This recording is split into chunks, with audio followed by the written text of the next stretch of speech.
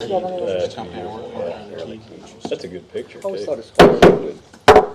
The time is now 6:02, and we will call this meeting to order.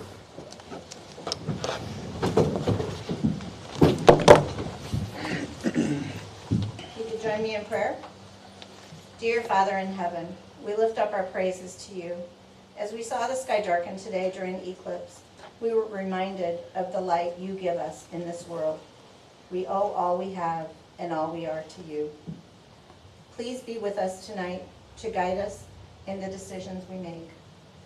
As we honor vow 22, please be with all veterans and military personnel. Be with our first responders, including the volunteer fire department for Richwood and the police department. We thank you for the services of our 2 outgoing council members. Please bless them as they go from their position they have held. We pray this and everything on our heart in Jesus' name. Amen.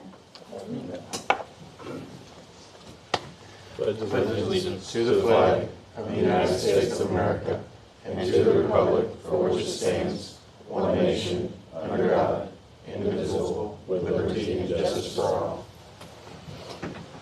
In honor of the Texas flag, I pledge allegiance to thee, Texas, one state, under God, one and indivisible. That was a very nice prayer, Miss Tricia.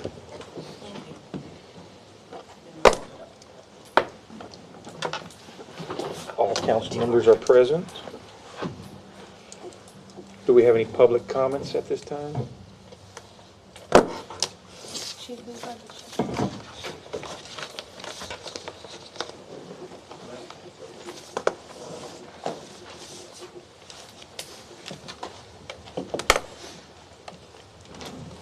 Thank you, sir.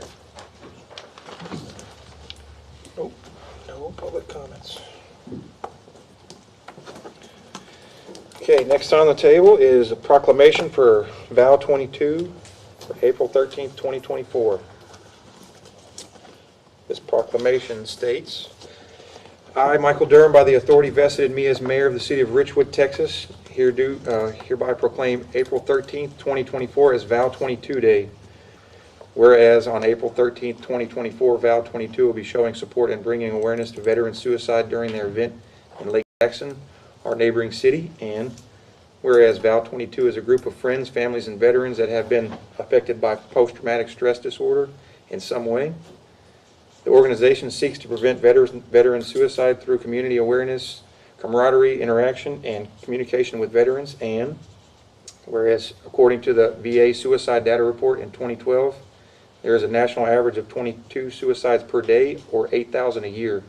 The VA study also showed 11,000 non-fatal suicide attempts a year. And now therefore we, the mayor and the city council of the city of Richwood, do hereby proclaim April 13th, 2024 as Vow 22 Day in the city of Richwood, Texas. So we have a vow rep here. Would you like to come up and get your proclamation?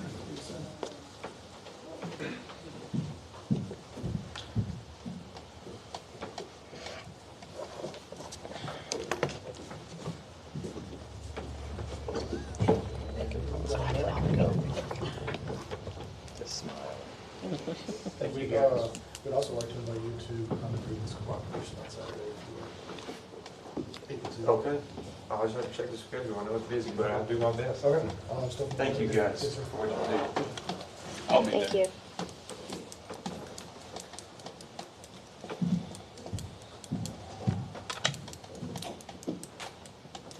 You don't have to be so quiet. Okay, next, we have a presentation. A, recognition of outgoing council members.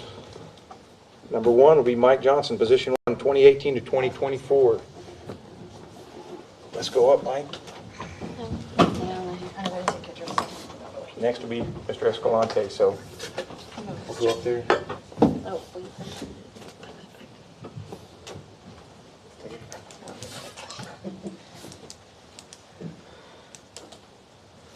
Be nameless for the rest of the meeting. he can have. They can actually take the whole thing.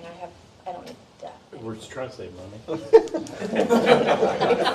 buy them in a package. Are we size. that bad? We can't afford it? Price of metal steep. Move the plastic.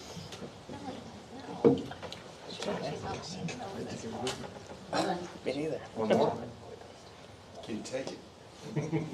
Feel like I'm the paparazzi. Thank you for your service, sir. Thank you.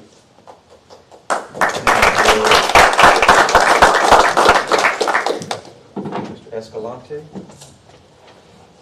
Rory Rodrigo Escalante. Rodriguez the third. Here's your plaque. Thank you. Thank you very much. See, wife's already gone. You don't get to go home Right. yet. One more. Start charging here. Okay. Thank you. Thank you, sir. Thank you very much.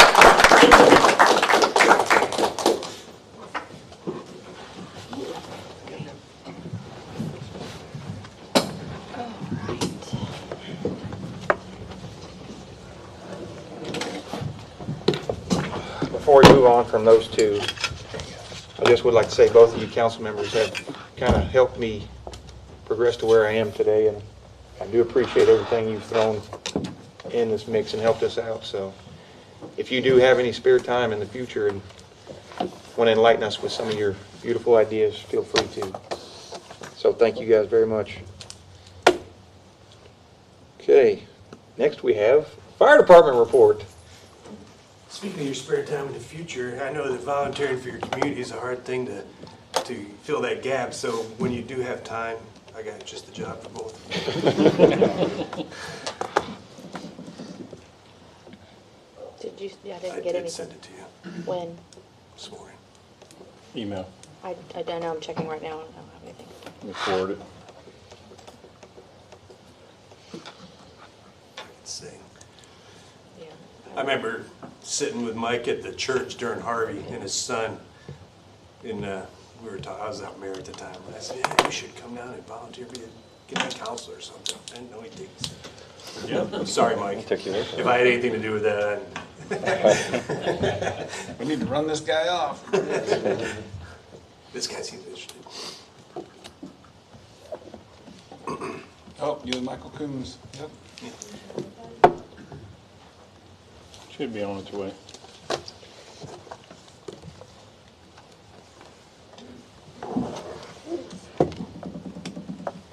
What did y'all post online the other day? I saw y'all were doing some kind of activity at the fire station. Oh, on Facebook? Yeah. That was, well, we started out doing truck maintenance and then, so Oh, truck maintenance. dodgeball. Yeah, dodgeball. Truck maintenance has turned into physical activity night a little bit. They get a little competition going, so they get in their bunker gear and like to see who, can, That's a lot of extra weight. oh yeah. So they do, Rejected, it was too big. they were doing a thing with the hose where they, go for 30 seconds and then doing carrying the hose back and forth, and then we have a dummy. It's about a 200-pound dummy that they drag the length of the station and drag it back, and they time that out. So that's been the ongoing theme during truck maintenance night. That they decided the other night they were gonna play a little CrossFit, full essentially. contact dodgeball. Oh. Yeah. So I didn't get a phone call. no, hey, I can throw right and left, whatever you want. we'll put you in some gear. You can go. Now, that might prohibit my fastball doing that.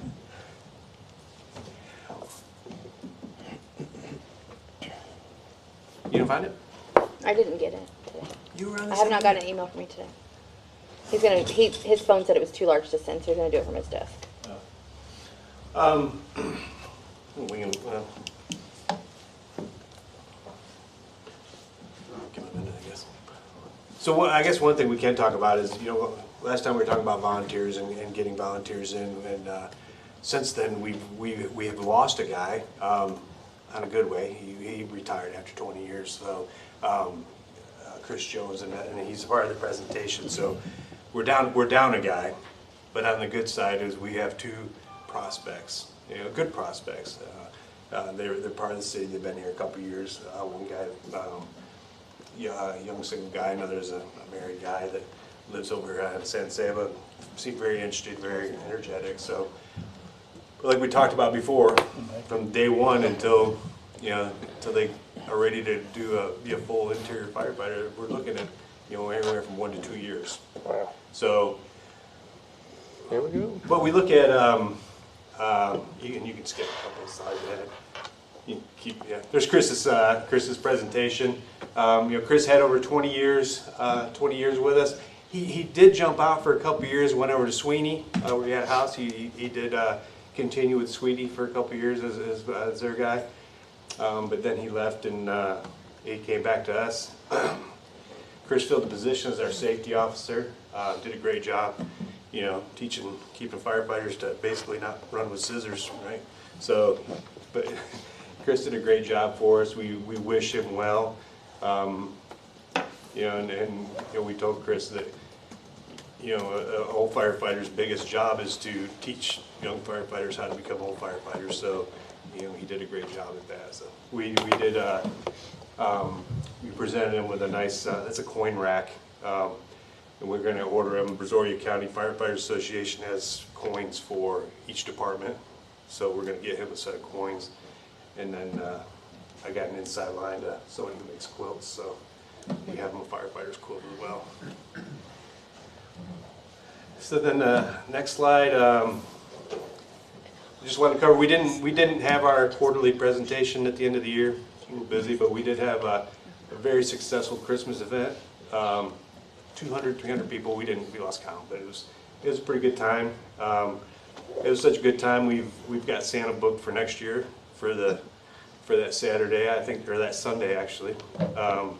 He had such a great time. He said, "I ain't even gonna charge you." So He's a great Santa. yeah, he's a good guy. So he's ready to come back again next year. Lots of crafts and marshmallows and all that.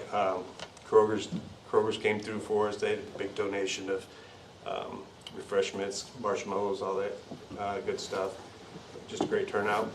We are looking at doing a spring open house, April, May. We have done this in years past. COVID came along. We haven't done it the last few years. It's tough because we kind of miss our window. You know, with Easter and everything, we kind of mess it up, and you know, Mother's Day comes and then school's out and sports and everything. So we got to get kind of the right weekend, but we'll try to get it. One thing we are kicking around is kind of an early morning, either a Saturday or a Sunday. We're going to do a breakfast to kind of encourage volunteers to come in. You know, maybe we'll get some 6 or 7, 8 o'clock in the morning on a Saturday before everybody's day gets started. See if people want to come down and have some coffee, some pancakes, kind of see what goes on, see what we do. So we're going to kick that one around and see what that goes to. Next slide, just some numbers. We're just kind of trending. We trend pretty much the same as we have been as far as call volumes, and you know, we're still running about 50% city limits. Mutual aids and is the other 50 to 45 to 50% of our call volumes outside the city. We are, I'll hold off on that a little bit. Basically, our call volumes and our kind of our demographics of calls, they don't really change a whole lot. It's they average out to about between 10 and 15 a month. Sometimes it's 8 a month, sometimes it's 20 a month. Just depends on. There's no rhyme, there's no reason, there's no season. It's just however the planets line up, I guess. It was a good day for that. So hours are down a little bit. We have the same call volume. We have a little less people doing the work. So, and again, that fluctuates from time to time, but we'll get back there. We can go to the next one. Again, event types, they're pretty static. We're probably going to, fire structures and others, they're going to stay about the same. Hazardous conditions, again, those are going to be your gas leaks, your cleanups, your accidents type stuff. Public assist, we haven't had a lot of those, knock on wood, where we're chasing snakes and dogs and possums and stuff. At 4 o'clock in the morning, come get this possum out of this lady's house. But, we do what we can. But again, the numbers are pretty pretty consistent of what we expect and what we're seeing. We're not seeing huge fluctuations or increases or anything like that. Okay. I just want to throw a new slide in here, some of our strengths and weaknesses. One of the strengths that we're building with other departments, especially Lake Jackson and Clute, is auto aid. Any confirmed hazard that we're seeing out of other people's areas, we have a confirmed structure, we have a confirmed fire, it's automatically going to upgrade to where we're mutual aiding, and they're mutual aiding. So we're not waiting until we get people on scene to say, start bringing in more resources. We're seeing the same, they're seeing the same conditions we are, especially during the day, during the week, where you're limited on resources, you're limited on manpower. So it's, it's kind of the motto is it's much easier to start turning people around and sending them back home than it is to get people going. Our average response time for a command vehicle to be on scene is about 5 to 6 minutes. So that's a long time to wait to find out that you need more people. So with that, we're doing a lot more training, interagency training with other departments. They're training with us, we're training with them, building the net interoperability and communications. One of our threats that we're starting to see that's really starting to build is communications. And this goes back to our county infrastructure. We were actually starting to miss calls and tones because of the infrastructure through the county. Just Saturday night, we were toned. It was a minor thing. It was a tree on fire, but we were toned 2 times with no response. Nobody got a call. Nobody got toned. And it was actually a text from the PD unit saying, "Hey, are you guys coming to this call?" We hadn't got anything. So Clint is working with the county. He's not getting a lot of response from what I understand, but that's a threat we're looking at. Just want to keep you guys, I don't want that to blow up before anybody knows about it. The other threat is no threat. I mean, it's no surprise, it's cost. Last time we bought gear was almost 3 years ago. It was $3,000 a set. We just did a PO for a new set of gear. It's over $6,000. So I guess more of a way of the world than a threat, but it is something that we're going to have to be conscious of. Vehicle maintenance costs, same thing. Second thing on vehicle maintenance costs is reliability is quality of service. We have a vendor that we're using out of Houston that we're just getting horrible service out of. We've taken the same truck there for the same problem 3 times and gotten the same results. So it's time to start looking for new vendors and get better service. Are we under contract with that person? No, they So we built the just truck. choose to keep- They built the truck is why we used them. Okay. So, but we're not. It's no longer warranty work. It's no longer. It's more of a. It's kind of like we went to the Ford dealer because it was a Ford car, but anymore it's.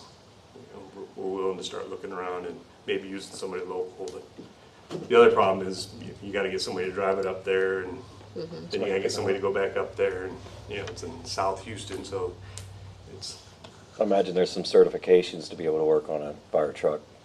Well, it's your regular. It's not. It's just regular chassis issues. Air brake issues. It's not fire related, but Okay. it's.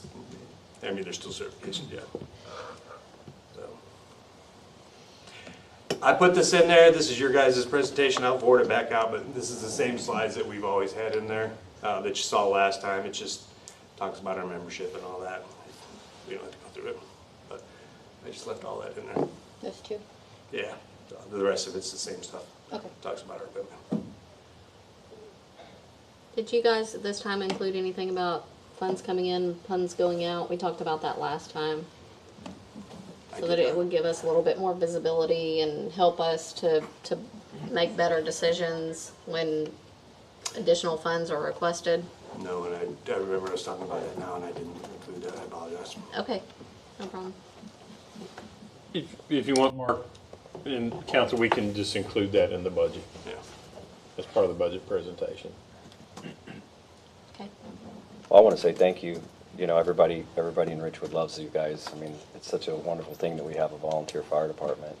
and you guys have been here a long time, and I guess the ultimate question is there anything that you need from us, or specifically from us? I think we definitely appreciate the continued support. I mean, it's felt. I mean, it's seen. You know, I think we're good. I think, and we get that comment on that call we were on the other night. The guy says, "Man, I've been here for years." He says, "You guys got some." He says, "You guys have really come a long ways. You guys got nice equipment. You guys." He says, "I can't." And I was kind of surprised because they had to tone us 3 times. He's like, "I can't believe how fast you guys got here." I was like, "Really?" Because that's, you know, that's.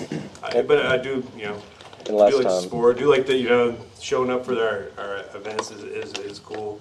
I do pass on. You know, I got a text from you the other night when we were on scene. I passed that on. Guy and said, "Hey, the mayor's said be careful out here." And I told him, you know, I told him you guys are too dumb to be here. Careful, just keep doing what you're doing. But no, Well. but no, I did. I passed that on, and they do appreciate you guys checking on them, and you know. And That thing got huge quick. Yeah.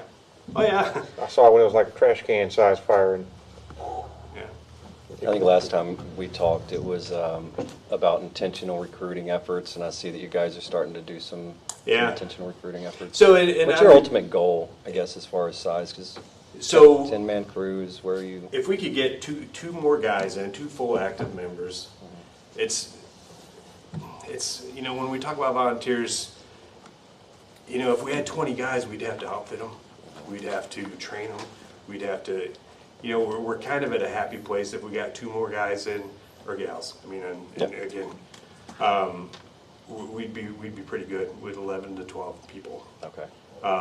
Fully trained. And I think the days of having, you know, these great big crews and having them trained in any department is gone. And it's not, there's 2 things. It's not likely to happen, and it's not sustainable, and it's not efficient. I think we do a lot. We do better with less sometimes. It's easier to manage. It's easier to coordinate.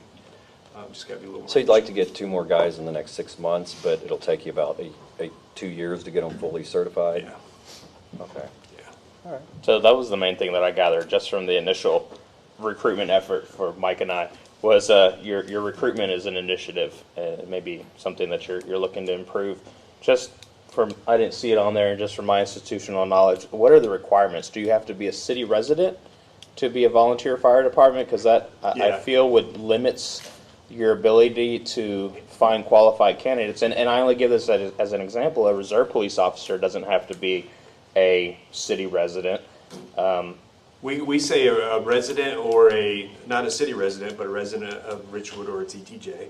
Okay. So anybody that's, now, and we have in the past, anybody that works in the city of Richwood and is a member of a member in good standing with another department. So we've had associate members say somebody is a firefighter in Lake Jackson, or even, you know, another city that works in the city. Like if you had a public works guy that was a firefighter somewhere else, that, you know, and you wanted to let him go during the day to go fight fires. I mean, however they Yeah, want to do I it. was just curious to see what the requirements were. If it states you have to be a city resident, that would kind of hinder the recruitment effort, as opposed to even like city staff. As long as you can respond and be within the city hall within X amount of time, that qualifies as being in area. We've really relaxed over the few years, because 20 years ago, I mean, they wouldn't let, if somebody lived in the apartment, they wouldn't let them become a member until they, you know, because they didn't own a house or something. Yeah. And I mean, if you can show residence or you're on a lease, I mean, come on now. I was just curious to see if that's the case for the recruitment effort, if you live within a 15-minute response. Now, we really like radius. somebody if they, you know, we've had people that lived in across the, it was a College Park, that wanted to be a member of Richwood. I said, well, if you live in College Park, you need to be a member of, and anymore, it's, I mean, we're all working together anyways. Right. So, Okay. anybody else? Thank you very Mark. much All right, for your Thank you. presentation. As always, you guys stay safe.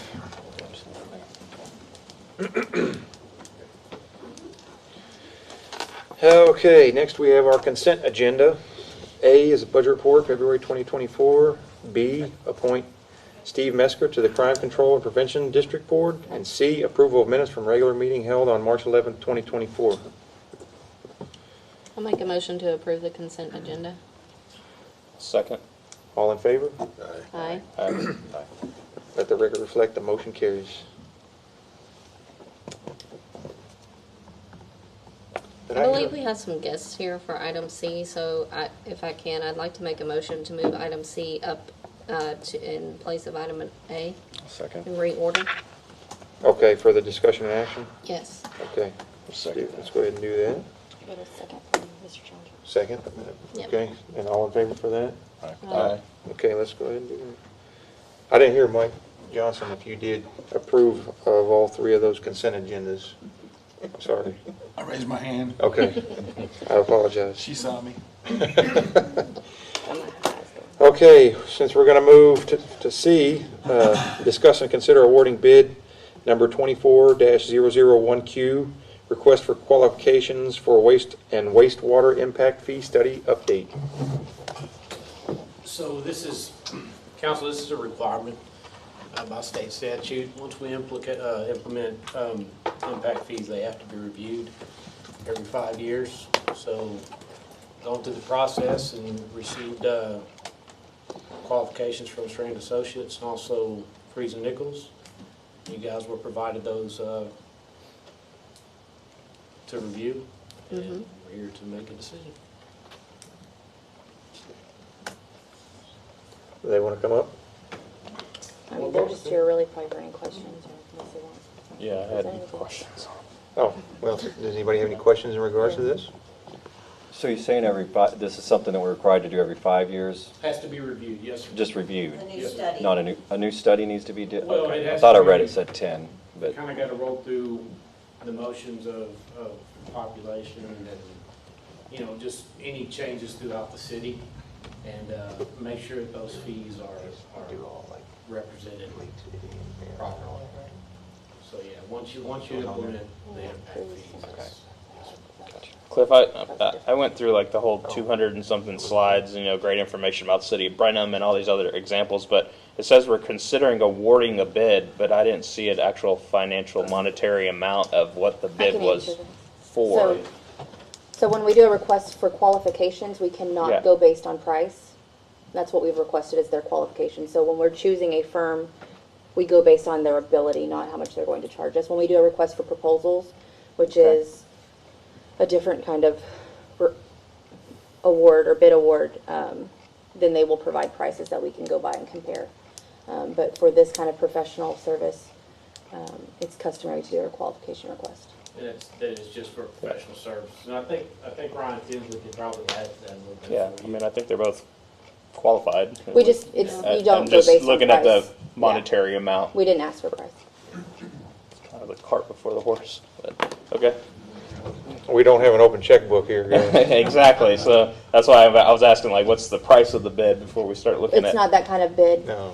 I understand, Yeah. but I'm just More concerned about money, I right? understand. We just I talked. get that, but it's just, we have to go based on their quality, not, or their qualifications.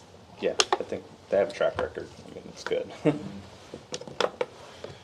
You want to do? Sure. And then you can speak that a little bit. Absolutely. Yes, so state law here in Texas is that selections for professional services is based on the qualifications of the firm and not necessarily the fee. That isn't the case in every state. I've got plenty of experience where that's not been the case. However, you know, in Texas, you make your selections based on qualifications. It's, you know, similar to whenever you select a doctor to do open heart surgery. You want the one that's most qualified, not necessarily the one that's going to give you the best price. And then as far as impact fees go, so I know some of you, I don't know all of you.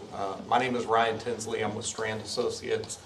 I have been working with Eric and with Cliff and Tricia and Kirsten for a number of years now, have completed many successful projects with the city, including the water plant, the street rehab project, the drainage project, the stormwater master plan, some utility replacement projects, and we're currently at about 95-ish% complete on the GLO project, which is some street work and some utility replacements that hopefully we'll be able to advertise later on this summer for bids. But as it pertains to impact fees, there's a process that you follow. The whole process is covered by Texas Local Government Code, Chapter 395. There's a lot of data collection, evaluation. You're required to look at a 10-year window of population growth and where that population growth is to occur.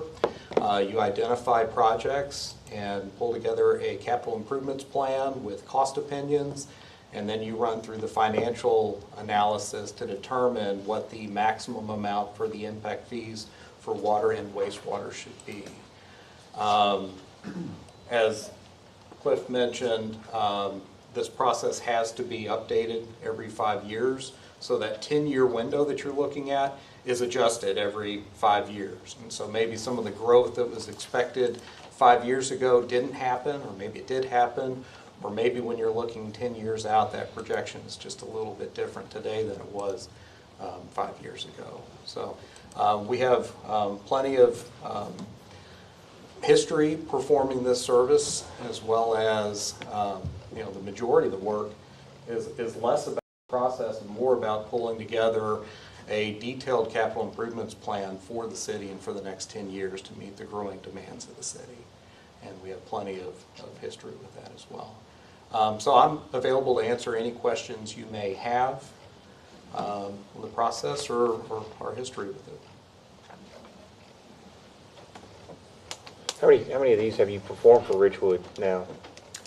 So Richwood has only had one performed in the past, and 5 we years were not involved with that one. Okay. It wasn't with your firm? It was not with Strand Associates, correct. Okay. But we have been the city's engineer pretty much ever since right around that time, late 2018, I think it was. Correct. Yeah. So we'll be due for one in 2029 again, huh? Absolutely. Do y'all do any cities within the 10-mile radius of here?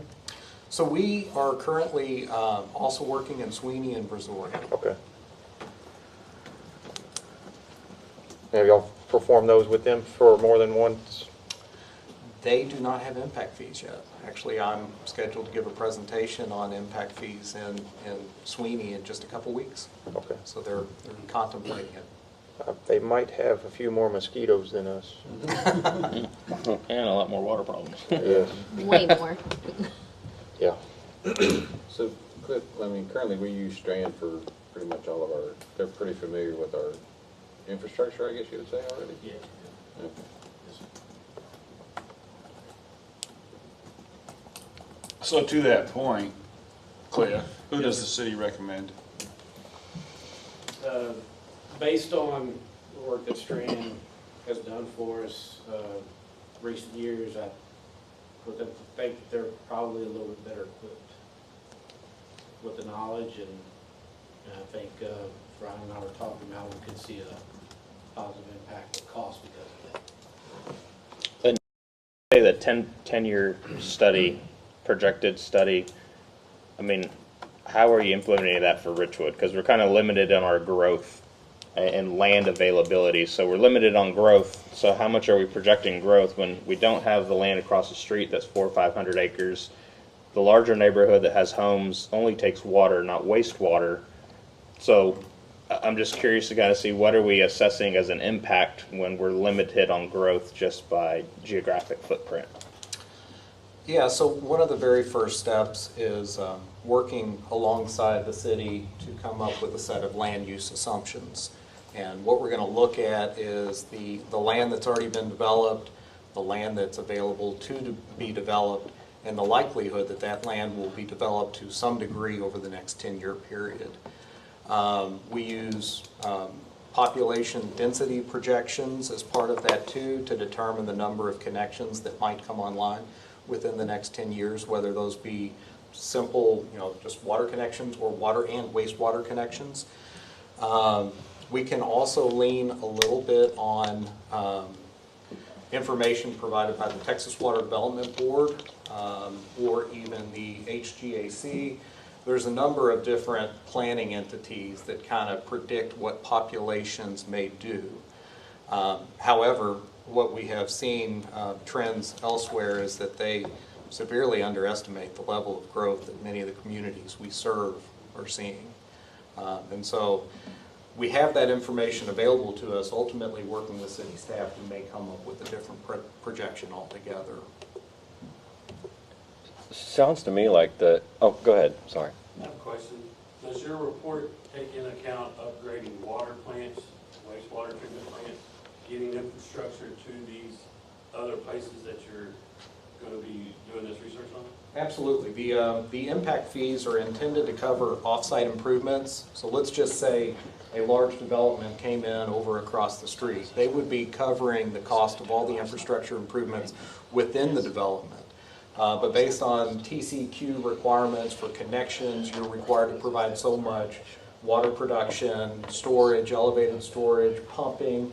You're required to meet all these requirements. At the same time, the treatment plant is, something that we've talked about as well. That, maybe there will come a time in the future where the city may need to, expand its current position with Clute, or maybe it would need to construct its own plant. And so that's actually the second part. After we do all the land use assumptions and figure out what growth might look like in the next 10 years, then we have to identify and price out projects to serve that growing demand from a water and wastewater standpoint. And that would be part of the process. I guess a good example would be the 1,000 acres across the street that could be developed. That's all in the negotiation between the developer and the city. That, if the city says there's no way, they would have to provide everything, towers, elevated ground, pumps, then that would be taken into consideration within this study. So correct me if I'm wrong, but it sounds to me like we really have two choices on this. Is we either don't charge an impact fee or we do the study. Is that correct? That's correct. For law or for Yeah, these regulations? Yeah, you would relinquish your, or get rid of your impact fees. Mm-hmm. And then we wouldn't have that for future developments and. That's correct. That would serve the identified capital improvement projects for the future. That's what the fees are there to do. That's what the revenue for the fees are there. And right now, all impact fee revenue is put into the utility capital improvement fund. Okay. Set aside for future infrastructure. Ms. Challenger, these are things that are funded in elevated storage or any other infrastructure improvements that we know are going to be required. I think we got one more question. I'm sorry, I'm new. I'm a new resident. I live in Oakwood Shores, but I own an engineering company. I also am a mud district engineer. What is the multiplier on your impact fees that you're going to be setting? Because I don't know, some of y'all may not know, but legally, an impact fee can go up to 3 times the amount of the tap fee. So are y'all going to charge tap fees and impact fees? I mean, how's it going to work? Are y'all going to just charge a flat impact fee? Well, that is to be determined based on the study.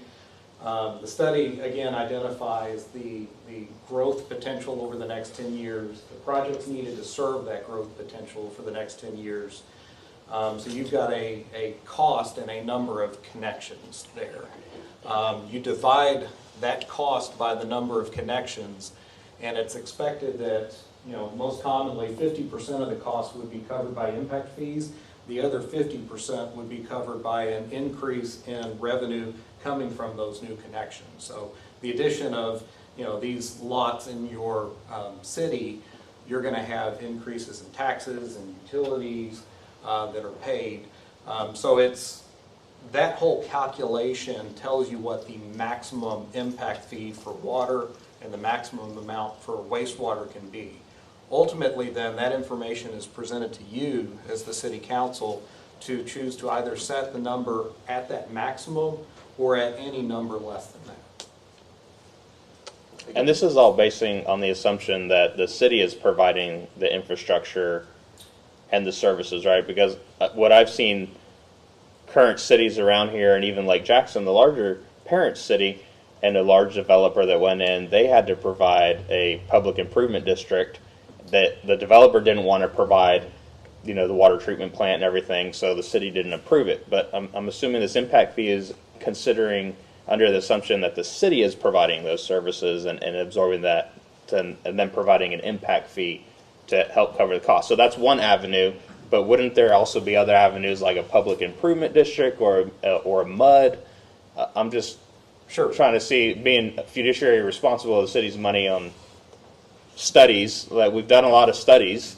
It seems like we do a lot of studies, and we did one about water pressure and elevated pressure and connections as well, and that's why we had the North Water plant that I believe isn't fully online yet.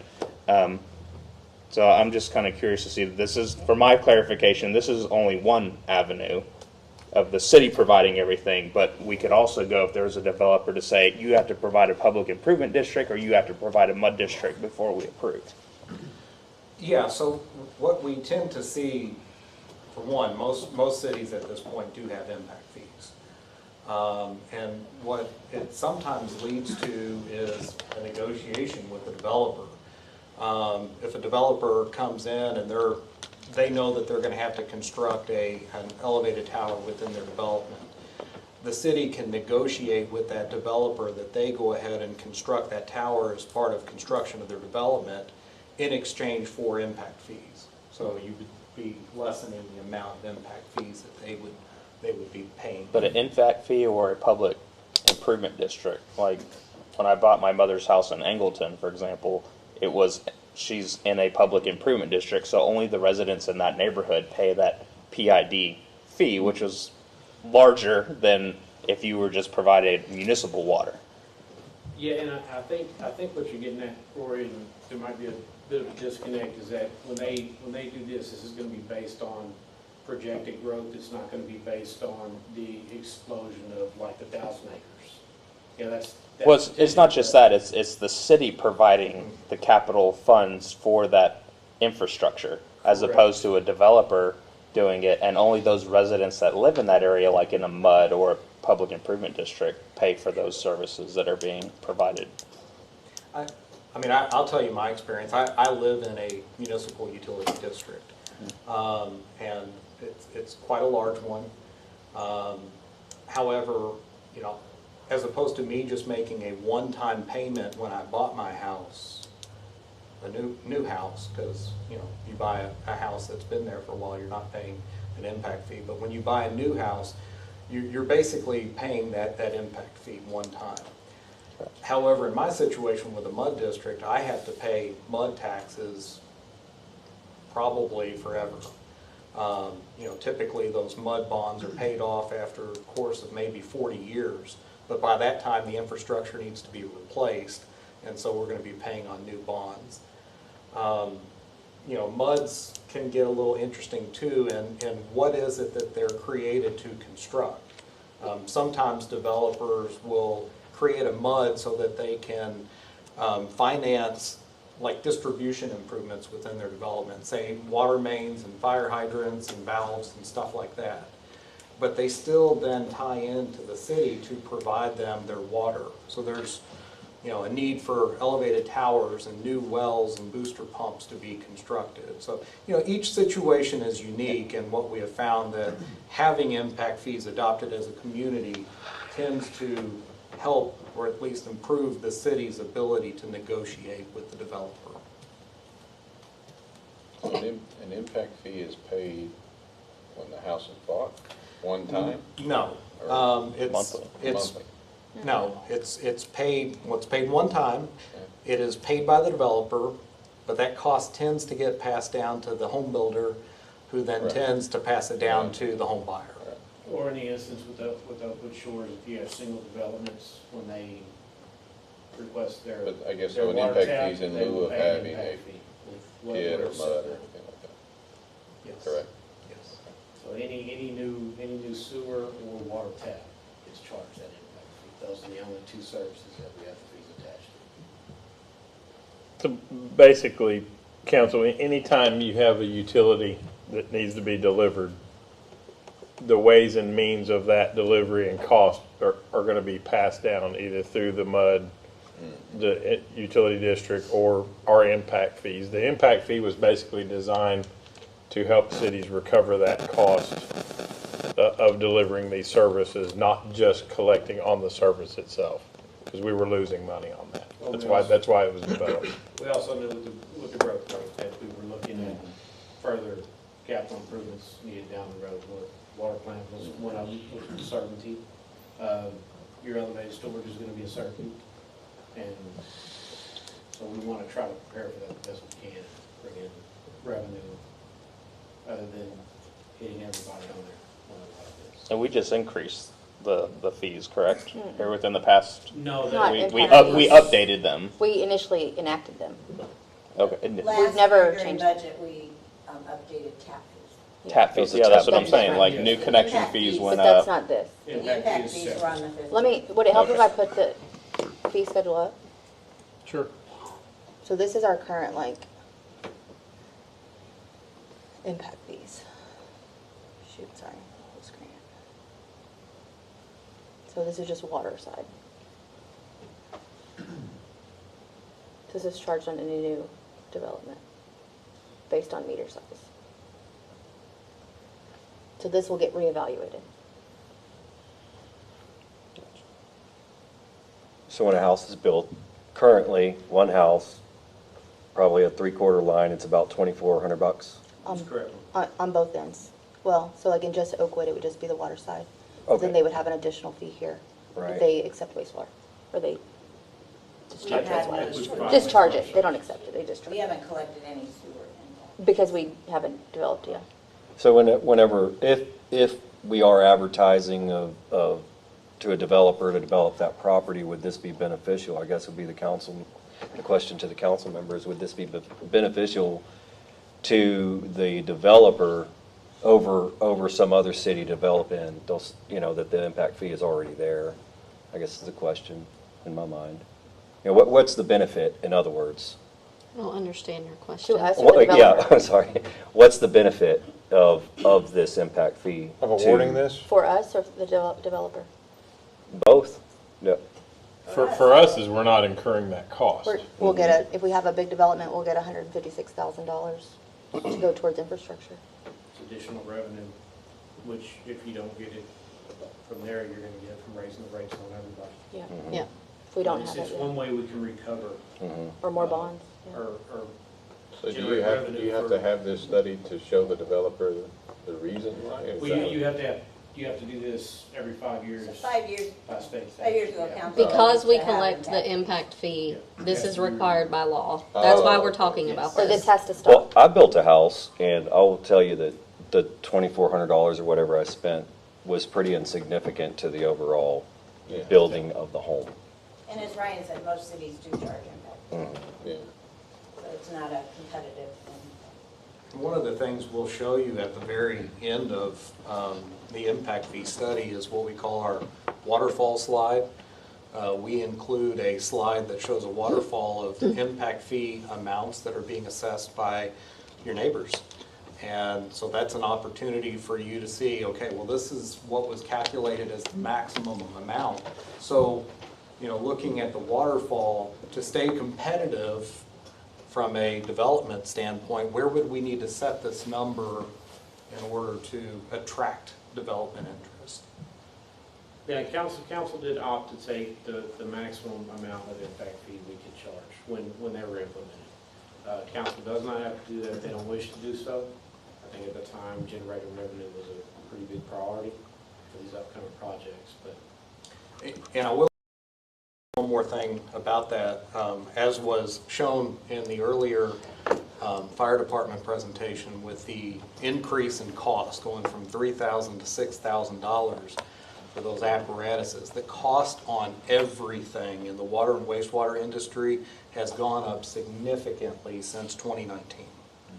With COVID and all the shortages and supply chain issues, the number that you would be charging now could likely be significantly, it could be 3 or 4 times as much as what you have shown up there. Of course, you have to go through the study to determine that amount, and then you can set it wherever you want underneath that amount. Does this study also do, like you mentioned, in your report as far as, do we need to take more water from EWA, or do we need to drill more wells? Is that Well, part of this study as well? We kind of look at that all the time. Yeah. But yeah, no, it's, it's all mixed in there. So if we didn't do this, would we not be able to charge impact fees for new construction in Oakwood Shores? That's correct. Correct. We would lose, You would lose any opportunity to charge impact fees to anybody Anywhere. else and have to have the study Yeah, redone from scratch. yeah. Yeah. Which is geographically the only place Richwood has. Right. I mean, there's grow. county areas that could eventually be annexed. There's We lots could of get a county call that way. tomorrow that they decided to sell across the street. I mean, that is in the city already. We don't The have to ISD's annex been it. waiting for that for 20 years to put a new high school too. Yeah. But I mean- It's I been mean- on the But I radar mean, forever. You never know. There's They could room to call us and annex. say they're selling to a developer tomorrow, you know, we need to be prepared, it can't be retroactive. I don't want to lose our ability to recoup the investment into Oakwood Shores and, no, if we don't have the opportunity to charge impact fees, we're not going to be able to get that any longer. That's right. And that was the whole purpose of doing that in the past was, it sure would be nice to know what it's going to cost. What did it cost last time for the impact fee? Do we have that information? I don't have it exactly. I'd have to. It was And that was 2019 long Freeze time and ago. Nichols, according Yeah. to here. But It I don't know if it would be was, relevant It was challenging. now. It was part of something else too. We were doing the impact fee study and also a capital improvements project study. So I want to say the whole thing was about 150, but that wasn't. We did include an amount in our budget this year. It was eight. I think it was 80 or 90 that we included in the budget that's already Budgeted sitting for there. this. Earmarked for this. So I'd like to say that we had 2 bids for this that for both contractors or providers we have worked with in the past. They've both done very good work for us. You guys included. The presentations that I read at least were very comparable. I think we've been pleased with services from both. But I do appreciate you guys being here and answering questions for us, especially some of us who haven't gone through this before. It was very enlightening, Absolutely. so that's appreciated. You can also include the cost of the study as an impact fee project, and you can recover the cost of the study itself through the collection of impact fees. Yes, you I can. did want Good to point that Brian. out. I forgot to mention that you can if we had to do so. We could use those fees to fund this update for the fee schedule. When do we have to make a decision on this? When is there for the 5 years that we have to do We this? need to be moving this year within the next, Okay. needs to be moving, because it's probably gonna take 4 to 6 months, to, get everything assembled for council, Is- to present to council and we. Is there a waiting period before we enact the fees like there was No, last that's, time? that's only when you. I know we had to wait a that's year only before when we you could put it- initiate impact fees, Okay, but so not to change the August- fees. August marks our 5th year. Okay. So we need to at least have it in motion. We're supposed to have it completed, Okay. but we need to at least have it in motion, the sooner the better. You should really slow It's down. set to 14. We can't. And there are some public comment periods too. Once you get all of this pulled together, you have to advertise it in the paper, and there has to be a minimum 30-day public comment period ahead of the public hearing. and it looks like in the 2019 one done by Freeze and Nichols, their anticipated future development was the only possible area, which is across the street, the 1,000 acres. So. Well, does anybody wish to make a motion on action item C based off Cliff's recommendations? I'll make a motion to award the bid to Strand Associates.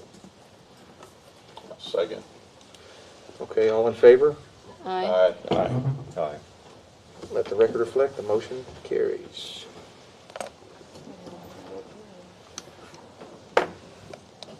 Thank you again Thank you for being very here. much.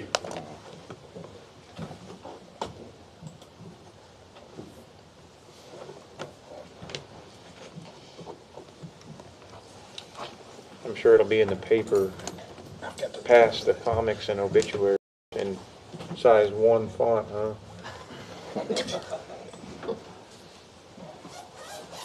We look forward to seeing you guys again. Us as well. Okay, going back to discussion and action item A. Discuss and consider approving a recycling initiative facilitated by Keep Richwood Beautiful, and I do believe we have Mr. York here for this.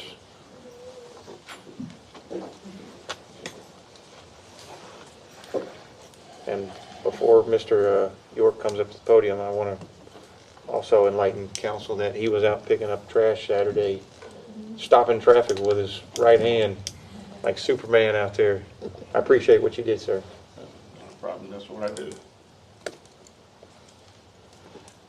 Yes, Keep Richard Beautiful is requesting that, or making, I guess a request that we put in a textile recycling bin over at the community garden. And it's going to be to, we're supposed to collect, here we go. Do you have his presentation? I just have two. Yeah, forgive me, I'm not as prepared as I could be. Get it.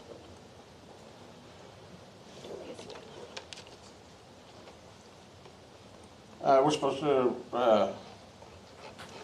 get some textiles, recycle some textiles, some clothing, some, I guess some bulk items. The bins we just recommend put the bins at the garden. They're going to be picked up, I guess, twice every 2 weeks. And we're going through Green City recyclers. And what they'll do is, I believe we'll wind up putting a comment on our KRB Facebook page announcing that people can come and drop off their beddings, their clothing, and KRB they will give us 5 cents a pound for the materials they collect. Very nice. I'm not sure what. So at the last What kind of Keep Texas questions? Beautiful conference that KRB attended, this was a presentation and demonstration given by one of the vendors that was there. Like Kai said, the name of the company is Green City Recyclers, and they have these, I think you may have seen them around other areas, like the pink boxes that get donated to women's shelters and things like that. This is something similar, but it's strictly for textiles. The company would be responsible for bringing the pod and picking up the pod every 2 weeks. There isn't a contract period, so if things didn't work out, if they weren't picking it up on time, if it became a public nuisance or just a dumping ground, we could terminate that agreement whenever we wanted to. But this is an opportunity for the residents to be able to recycle textiles and keep those things out of the landfill and your garbage. So this is something that the KRB Commission was kind of passionate about. They thought it was a great opportunity to bring some more recycling opportunities to the community. Sure. Yes, we're asking to bring in one bin. If it winds up becoming a hassle, we can also request a second bin. They bring them in at no charge. So and also in the event we wind up, they wind up overflowing or we have an odor issue, we can call them. They'll come within a week if we call them. If it's an overflow, what we'll do is we'll take the overflow. We'll store that in that shed that we have at the garden. If it's a smell issue, odor issue, they said they could come within 2 to 3 days and pick that up. And they also say that they will be responsible for, keeping that area clean whenever they come and pick it up. Yeah, that was my biggest concern, is keeping the area clean. Humans are humans. There's a blue trash can and a green trash can, and the green's for recycling. And I was in the waste industry long enough to know people throw their garbage in the recycling one, and it ends up intermixed. Just the other day, I was at Academy, leaving Academy, and there's a pink one right outside of Academy by the mall, and there's a gentleman offloading 2 mattresses and putting it next to there. And I'm like, dude, that it's for clothes, but you're dropping off all your household trash and you're cleaning out your garage. So I'm just kind of concerned, like, what protocols do we have and the city can have to, when that happens, like, hey, somebody just dropped off 4 mattresses over here. It's going to look unsightly by the community garden that's very prized and taken care of. Right. But how can, I don't want to put more work on Public Works that's already stretched thin to be like, hey, go take these mattresses to the dump now because. Well, that's what I'm saying, with that. Are they gonna be responsible for? We can call them, and they said they will come within a week to get that picked up. Okay. You know, it's just the ones that contain the odor, they said they can respond within 2 to 3 days. Because, I mean, I already know, just, it's out there, people are gonna throw all kinds of stuff in there, and it's. They are gonna do that, but then once again, we pride ourselves on the garden, and there's somebody there roughly every other day. If we're not watering or harvesting or weeding or. Yeah. That was my concern, Mayor and Council, when I met with Leslie about this, and those specific, having dealt with these in the past and not seen very many successful, and the best reassurance we have is there's no contract. So if this doesn't work, you know, if this test bed doesn't work, call them, pull the bins, and it's over and done. If it works, hey, great, no harm, no foul. But my concerns were the overflow, the smell.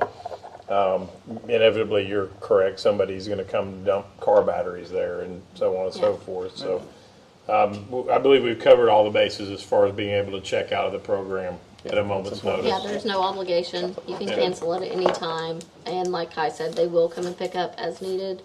And I think that's why the garden location was chosen, is because someone is there very often. More high visible. Yeah. So it's not like it would go a week without someone noticing and being able to take action. If someone does drop off hazardous materials there, does the company dispose of that, or we have to figure out a way to dispose of something? If it's hazardous material, I do not believe the company will take that. I wouldn't expect them like to. Carberry paint cans. Or Yeah. Mattresses, it's biohazard now. I mean, like. So all run through my brain. Yeah. Leslie. Like I said, that's the last thing I'm gonna do is throw more stuff onto Public Works to be like, hey, Cliff, get the new dump truck and pick up this stuff to take to the landfill when they already have a laundry list of stuff to do. But Agreed. I think it's a great program. It does help us check off. One of the main things that KTB looks at is the categories of participation that you do in your community: education, communication, and picking up the trash, and so on and so forth. And this helps check off one of those areas. And there are other ways to do recycling. There are other recycling forms that we can do, but they are a little bit more labor intensive. And how many people do we have in Caribou right now?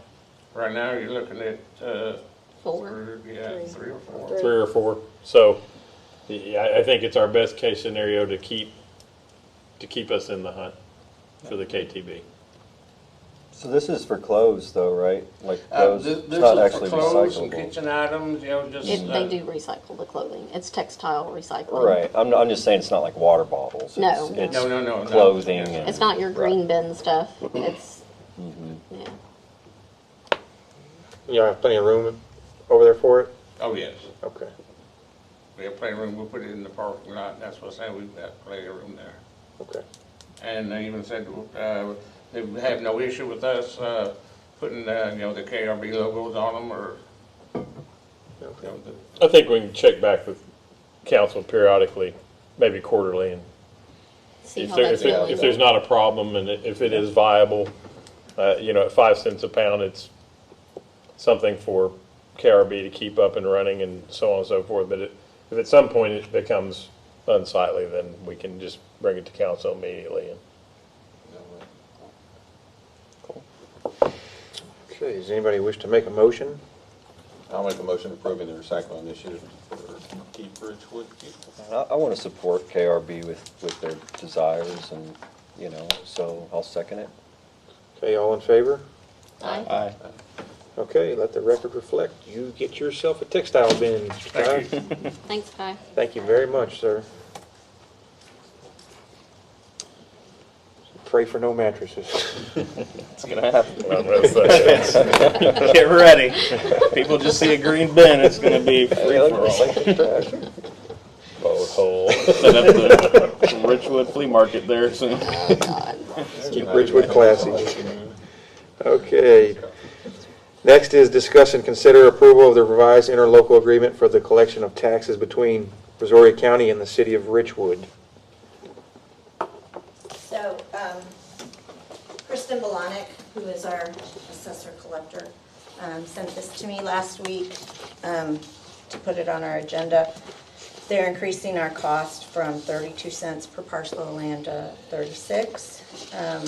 As I put in the agenda memorandum, that'll be about $75 cost to us. This is an agreement that she has to review every 3 years by law. And so every city has this agreement so that they can collect our taxes for us, basically. I don't think that we can open this door without talking about the elephant in the room. There was a lot of our constituents that had some frustrations about the appraisal district, but I want to reassure them. I even had a conversation with our neighbor recently that, you know, we at Richwood did adjust our tax rate to compensate for that, but also our elected representatives put for election of a board of the appraisal district, so they have a board now. So I feel reassured that let's let democracy work, and so yeah. Otherwise, I think that there would have been possibly another conversation, but Well, they we don't tried. have a, There's no other really option. don't have a lot of choice. There's no other option. Of how to get our tax dollars. Yeah. So it's a $75 increase. Yeah. This is, yeah. That's what I calculated. How can Based we on recoup what- that No. mattress sales? Could have kept your holder at I that. know. Could have awarded not knowing what the cost So was. we just need approval from the Yes, council. I think it's a to good go forward. idea.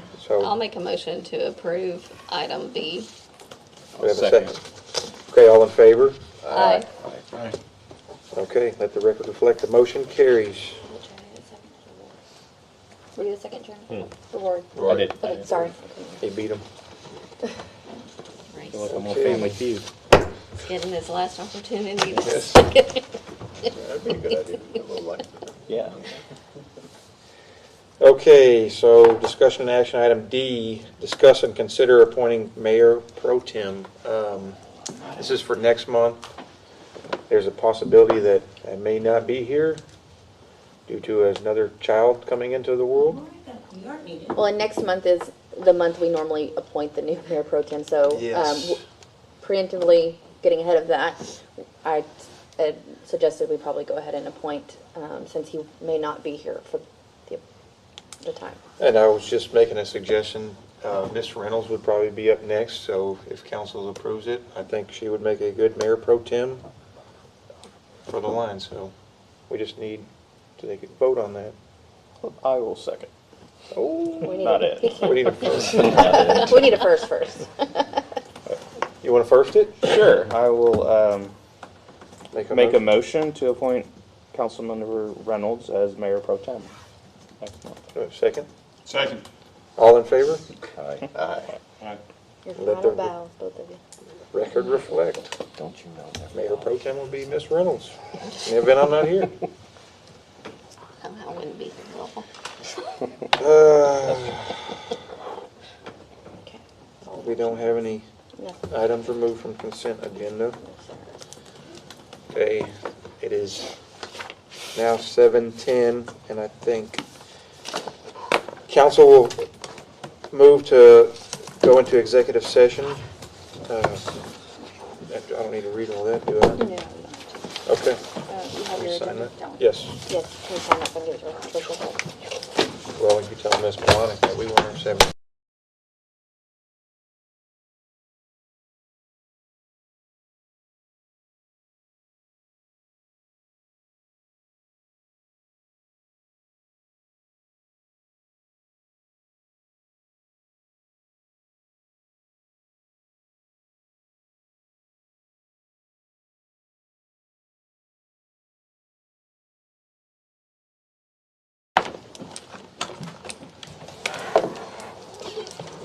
almost 9. Way past my bedtime. It feels cold right now.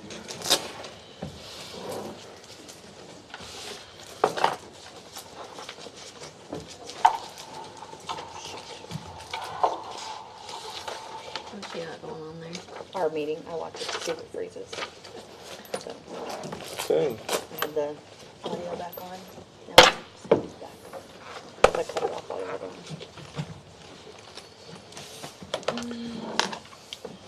The time is now 8:44, 8:43-ish, and we'll bring this session back into order. Does anybody,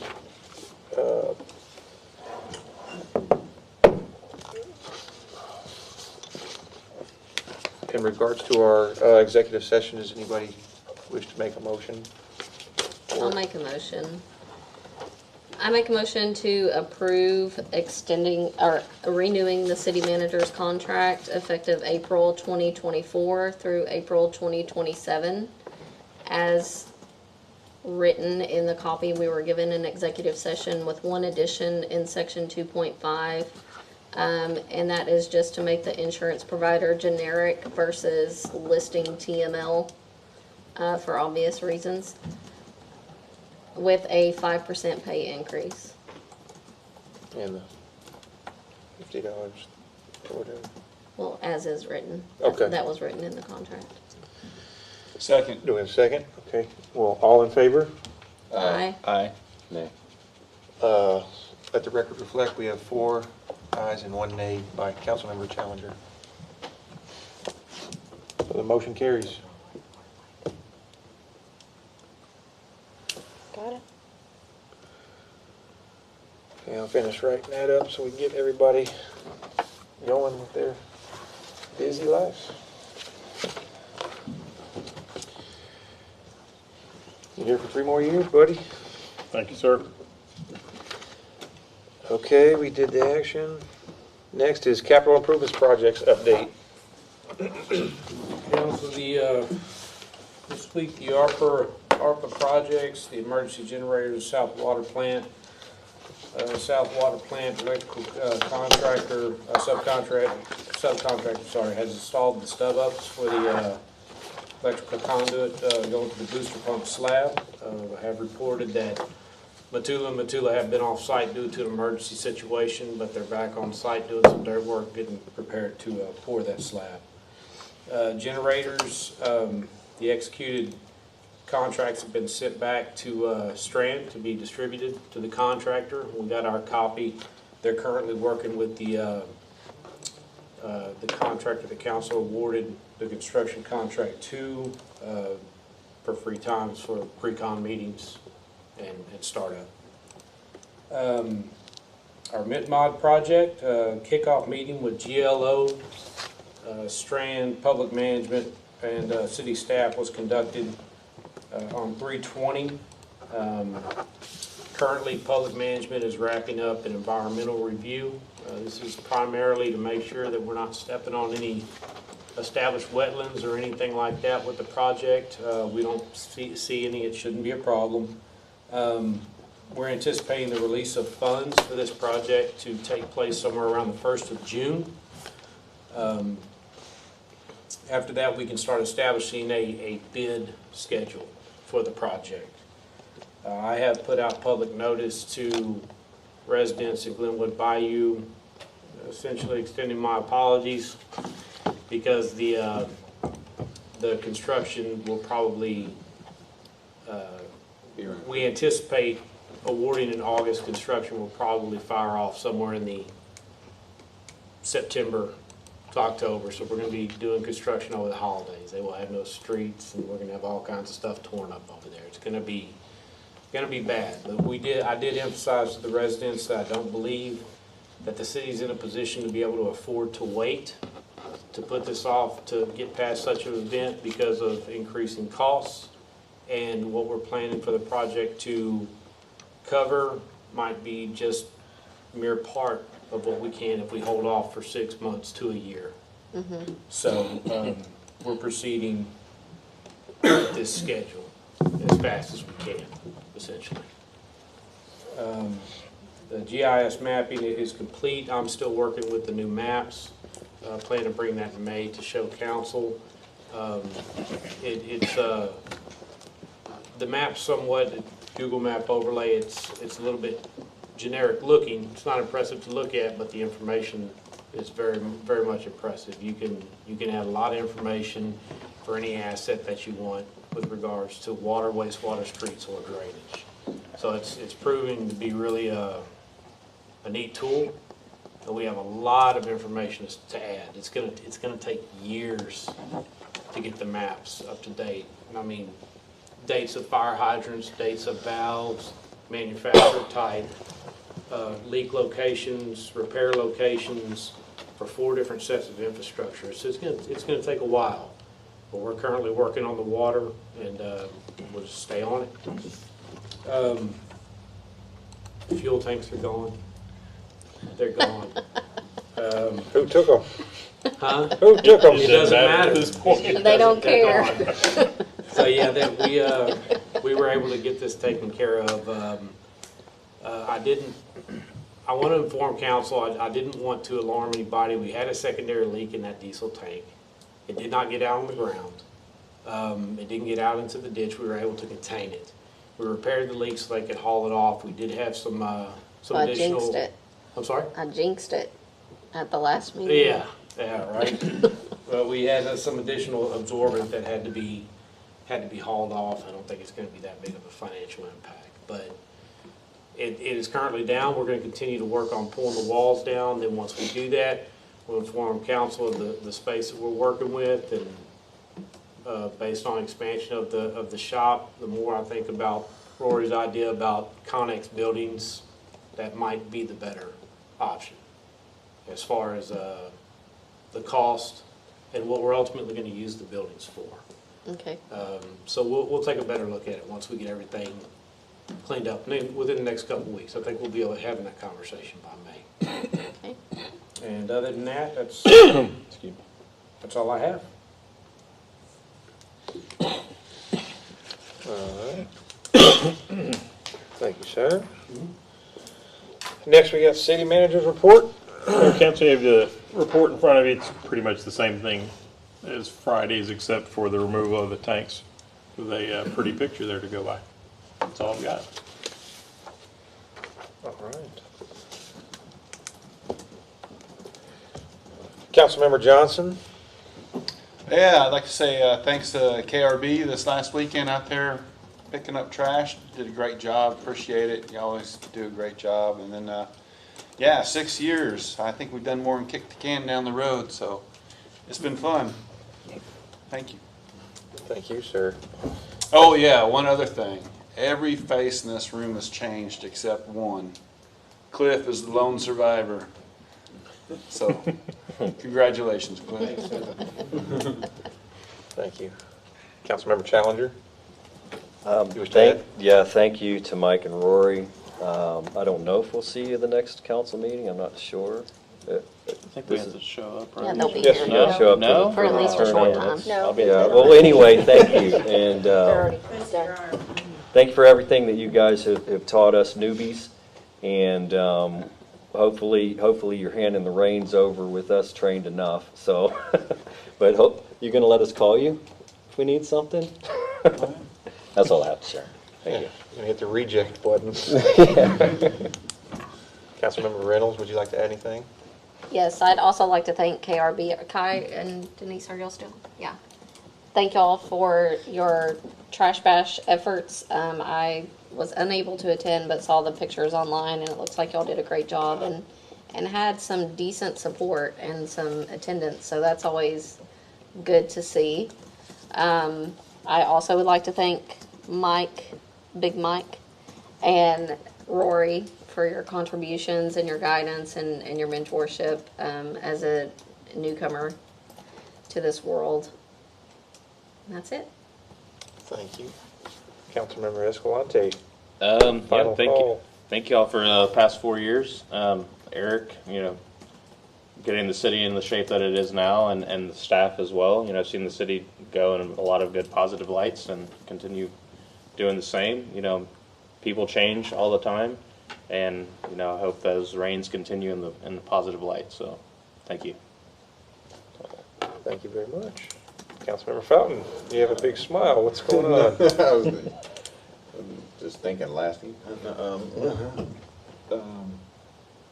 Just a quick shout out, thanks to Councilmember Johnson and Rory Escalante here, for the service that y'all have provided for the city over the past several years. I was kind of on the back scenes of one part of the council, but they kind of knew what was going on, and hopefully we can continue with all the good work that y'all have done, and y'all had a rough go for a little but y'all were definitely part of a lot of the changes that that have gone on in the city, so thank you for that. And I'll leave it at that. That's all? That's all. That was a big smile for just that. Nah. It's almost over, see? Almost. We've been here for a while. I would like to add a few things. First and foremost, my wife's at home with my son. She's 35 weeks pregnant. She was awarded the Secondary Teacher of the Year for BISD today. It melts my heart to know that she's recognized like that because she's a wonderful person. So, big kudos to her. She does a lot for that school. So, also would like to thank Big Mike, Big Rory. You guys have helped me out tremendously, whether you believe so or not. I've always looked up to you guys and appreciate what you've done over the years. I was actually intimidated by Mike when I first met him, but you know, we've worked through it. So far. Hey. He's gonna be right there next month. Thank you guys very much. Eric, congratulations on another 3 years. I look forward to it. I think council will too. Chief, thank you as always for your services. Fire, thanks for them for showing up. And I look forward to our new council members. You know, we have one here tonight, so I can't wait to see what the new council has in offer. But that's all I have to add. You might not see me next month, or you might. So if I'm here, I'm here. If I'm not, say a prayer for the new kid. We don't know what it is yet. We're not going there. See, Fredson. I did the same thing. Our Apparently they second kid. decided No. You don't have to worry about We it. forgot to take Beth back to Nothing you. crazy. Yes, yes. We just wanted it to be healthy. Yeah. Do we have any items of community? I'm sorry about KRB. Thank you as well for Saturday stuff. I enjoy doing that stuff with you guys. Community interest? So KRB set a date for the bench dedication. They're going to be dedicating a park bench at Ellis Park for Janet and Gary Ellis. The tentative date is May 11th at 2 p.m. They do have a backup date of May 25th, but that's after the next meeting, so I'll let you know if it gets to that point. And then they are going to be doing a work day at the Audubon Woods Monument. Is that where they're going? I think that y'all are doing the other spots. On April 20th at 8 a.m. if anyone would like to help them. They're going to beautify the monument at the entrance of Audubon Wood. What does that entail, like pressure washing or something? They've mulched and I think they're going to lay sod. Yeah, they To pulled just all kinda- the They pulled old stuff bushes. out. All the Leslie deads. went out there and worked on that. She did a good job. Yep. And then they're just going to kind of clean it up and kind of get it to where it doesn't need as much maintenance. Okay. I have one more thing I wanted to ask Mr. Cliff. Is our mosquito machine up and running? Yeah, we're just gonna wait for these rain chances to pass. We anticipate, You can't believe the weather, man. we anticipate starting on Thursday, probably falling Thursday, Friday, and Saturday. I got plenty of areas you can try it out. Okay. Well, that's items of community interest for sure. That's Yeah. why I'm writing it up. I keep forgetting. Yeah, we're definitely. I guess next year we're gonna ask for a plane for it, huh? Yeah. Thursday, Friday, Saturday. That's when they get there. Any future agenda items? I have a Yes, I've sir. a couple. I'd like to see if we could discuss having some training for effective techniques of dealing with difficult people for the staff. I think that sometimes people come in here angry, and I just want to make for sure that the staff has the skills and knowledge to deal with those appropriately. In addition, I'd like to possibly have a workshop for just clearly defining roles, responsibilities, and privileges per positions within the city.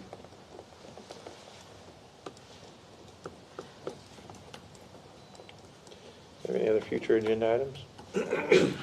Since we're only gonna have 2 more people up here for the next meeting.